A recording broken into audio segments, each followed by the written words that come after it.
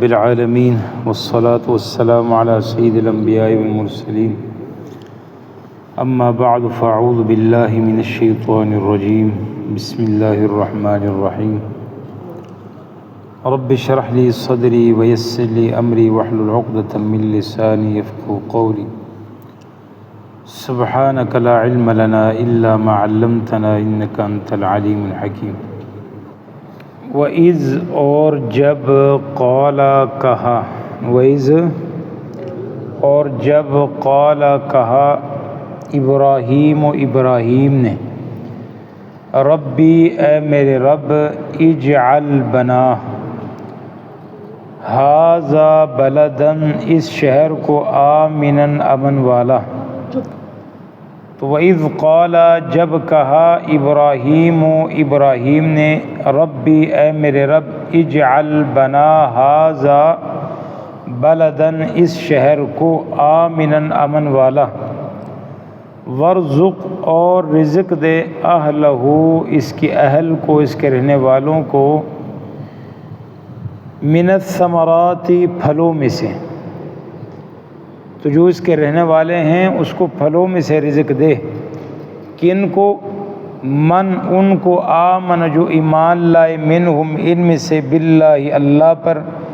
Volume الآخر یوم آخرت پر۔ تو اللہ جو آخرت پر تجھ پر ایمان لائے ان کو رزق بھی دے، امن بھی دے۔ تو اللہ سبحانہ و تعالیٰ نے اس دعا کو شرف قبولیت سے نوازا، لیکن اس دعا میں مزید اللہ نے وسعت کی۔ کہا اللہ سبحانہ و تعالیٰ نے، ومن کفر جس نے کفر کیا اس کو بھی میں محروم نہیں کروں گا، فأمتعہ پس میں فائدہ دوں گا اسے، قلیلاً تھوڑا، کیونکہ دنیا کا فائدہ تھوڑا ہی ہے، جتنا مرضی ہو جائیے آخرت کے مقابلے میں بہت تھوڑا ہے۔ ثم اضطرہ پھر میں اسے کھینچوں گا، مجبور کروں گا، الی عذاب النار آگ کے عذاب کی طرف، وبئس المصیر اور وہ بہت برا ٹھکانہ ہے۔ ثم اضطرہ یعنی پھر میں بے بس کروں گا اس کو آگ کے عذاب کی طرف، وبئس اور وہ بہت برا، المصیر ٹھکانہ ہے، لوٹنے کی جگہ ہے۔ وَإِذْ اور جب یرفع اٹھا رہے تھے ابراہیم القواعد بنیادوں کو، من البیت بیت اللہ کی، واسماعیل اور اسماعیل بھی۔ تو اسماعیل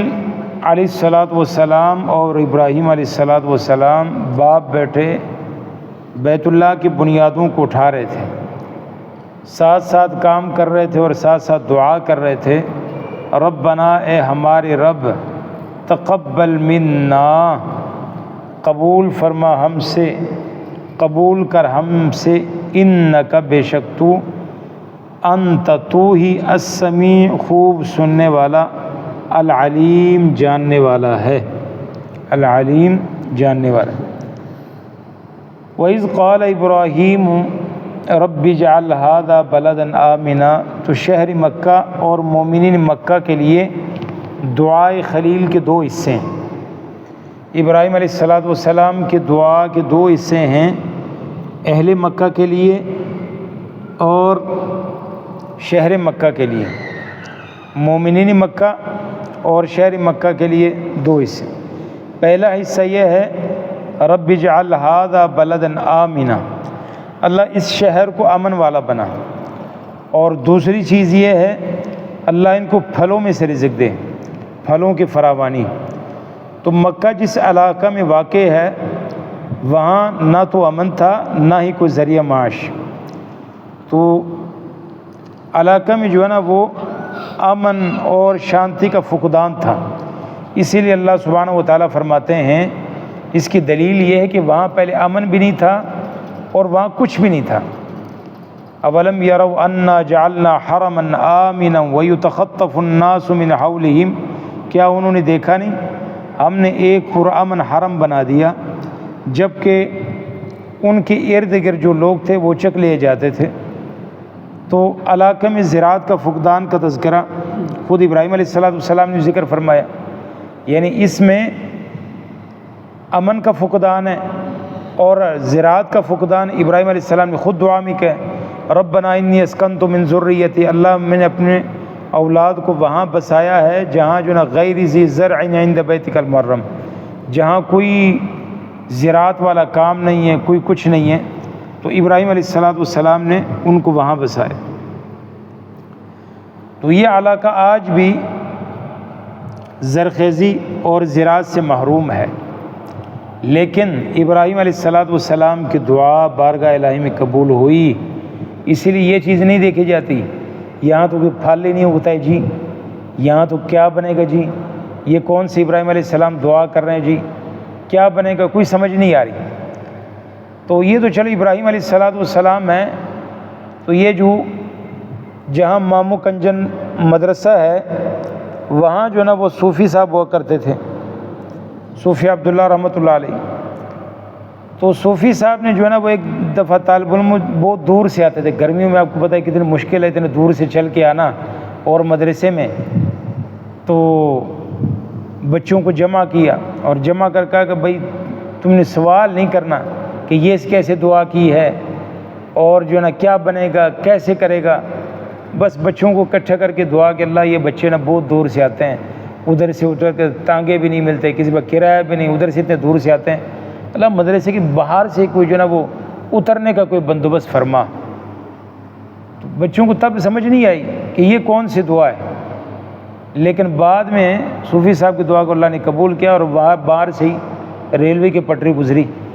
تو اسی طرح ابراہیم علیہ السلام جب اللہ سے مانگا جائے تب یہ نہیں دیکھا جاتا حالات کیا ہیں جی اور پتہ نہیں کیا بنے گا جی، یہ تو یہاں تو یہ تو ممکن ہی نہیں ہے، ایسی کوئی چیز نہیں۔ جب اللہ سبحانہ و تعالیٰ سے آپ دعا کر رہے ہیں تو وہاں ناممکن کو ممکن بنانا اس کا کام ہے، بس یہ چیز ہے کہ اللہ سبحانہ و تعالیٰ دعا کو قبول کرے۔ وَإِذْ قَالَ إِبْرَاهِيمُ، جب کہا ابراہیم علیہ السلام نے دعا فرمائی، تو اللہ سبحانہ و تعالیٰ نے ابراہیم علیہ السلام کی دعا کو قبول کی اور ابراہیم علیہ السلام کے اولاد کو اس پرخطر علاقہ میں امن فراہم کیا جہاں لوٹ مار قتل و غارت گری تھی، ایک رسم بن چکی تھی۔ تو یہاں ہر قسم کے فساد تھا، انتشار تھا، اس سے پہلے بدامنی تھی لیکن بعد میں سب ممنوع ہو گیا۔ تو داخلی امن کے لیے حرم کے حدود میں داخل ہونے والے شخص کو ہر قسم کی اذیت نقصان سے محفوظ قرار دے دیا، اور بلکہ ان حدود میں بسنے والے جانوروں تک کو اذیت پہنچانا ممنوع ہے، اور بیرونی خطرات سے بچانے کے لیے حج اور زیارت کے 4 مہینوں میں 4 مہینے جو ہے نا وہ حرمت والے مہینے مقرر کیے ہیں، جن میں کسی قسم کے جو ہے نا وہ لڑائی اور کسی قسم کی زیادتی وہ سب منع ہے۔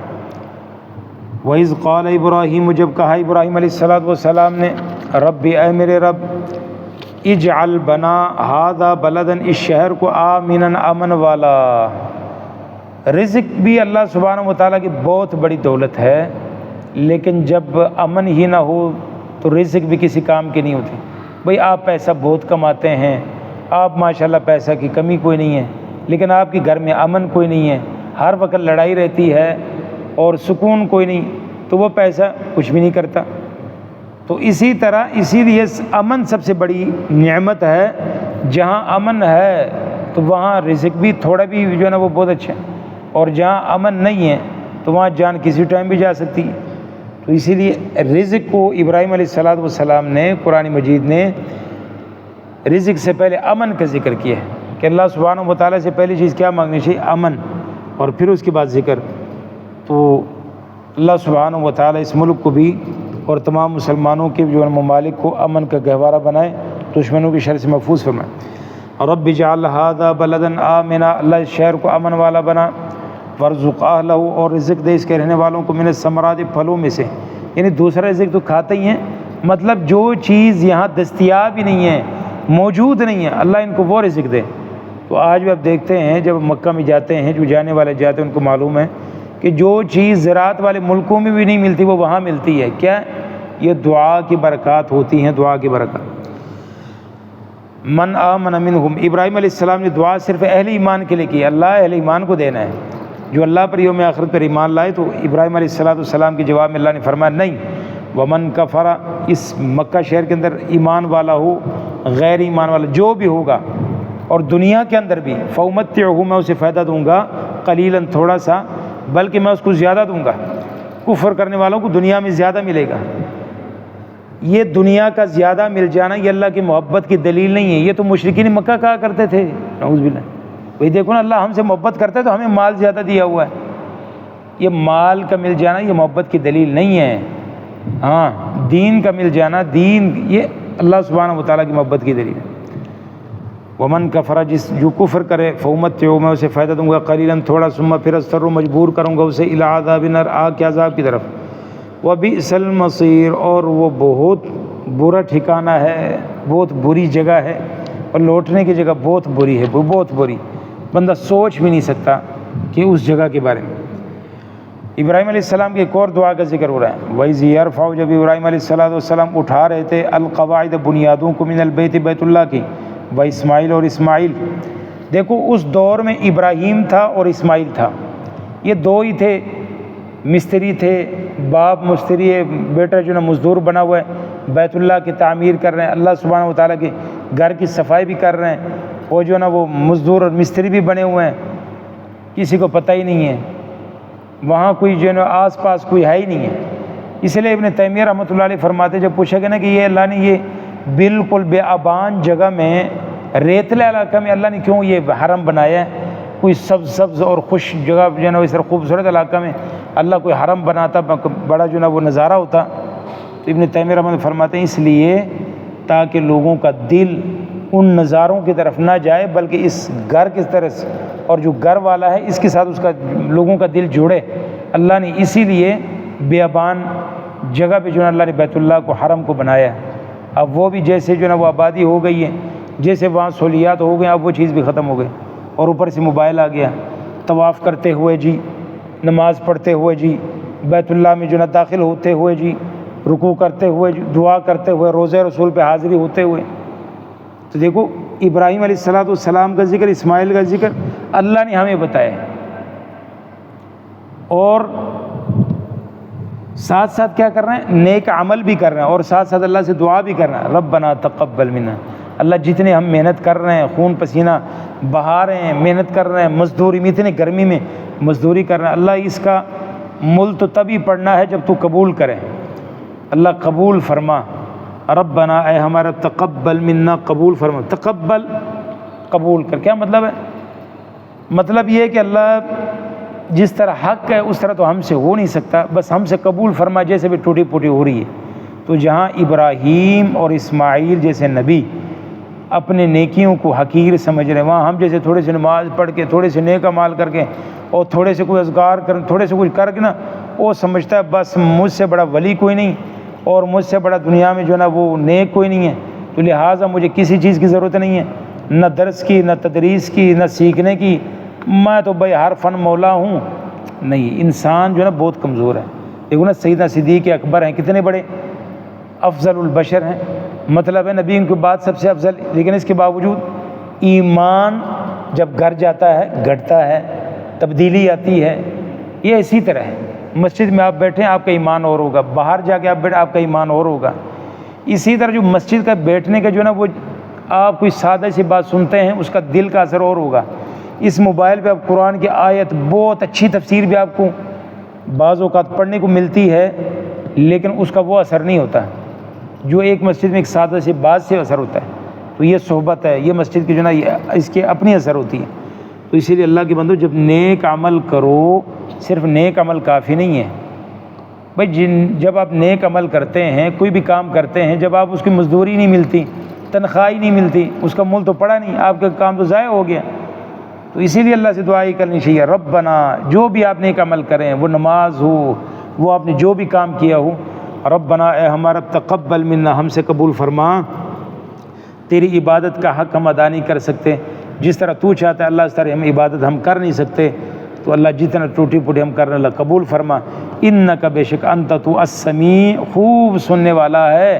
العلیم تو خوب جاننے والا ہے، تو اللہ سننے والا بھی ہے، جاننے والا بھی ہے۔ تو ابراہیم علیہ السلام کی اس آیت دعا کا سبق یہ بھی ہے، اللہ سے مانگتے رہو، اسباب کی پرواہ مت کرو، اور دوسرا یہ کہ اللہ سے مانگتے رہو، جب بھی نیک عمل کرو تو اللہ سے شرف قبولیت کی دعا ضرور کرو، تبھی تو کامیاب ہوگی۔ اولاد دی ہے، اللہ اس کے دین کا خادم بنا۔ اللہ صحت دی ہے، اللہ مجھے اپنے جو ہے نا راستے میں اس کو خرچ کرنے کی توفیق عطا فرما، تیرے خیر کے کاموں میں مجھے آگے بڑھنے کی توفیق عطا فرما۔ کوئی بھی چیز ہے تو اللہ سے دعا کرنی چاہیے، اللہ ٹوٹی پوٹی جو بھی میں مطلب کلاس میں ہی آتے ہیں اینڈ میں یہی کہ اللہ بیٹھتا ہوں تیرے رضا کے لیے، نیند بھی بہت ہے قربان کر کے، تو اللہ اس کو قبول کر کے مجھے نا جہنم سے آزاد فرما۔ تو اللہ سبحانہ و تعالی ہم سب کو جہنم سے آزاد فرمائے، ہمارے نیک اعمال کو قبول فرمائے۔ سبحانک اللہم و بحمدک، اشہد ان لا الہ الا انت، استغفرک و اتوب الیک۔